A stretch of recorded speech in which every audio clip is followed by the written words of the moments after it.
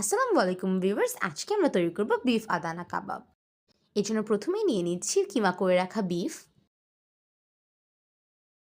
দিয়ে দিচ্ছি লাল এবং সবুজ ক্যাপসিকাম কুচি,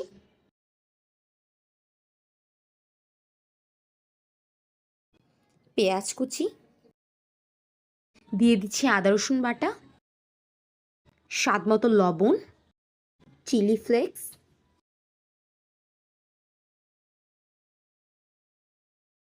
কাশ্মীরি লঙ্কার গুঁড়ো, মরিচের গুঁড়ো, গোলমরিচের গুঁড়ো, লেবুর রস,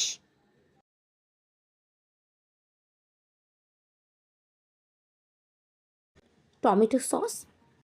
এরপর এটাকে ভালো করে মেখে নেব। ভালো করে মাখা হয়ে গেলে এটাকে কতক্ষণ সেট হতে রেখে দেব।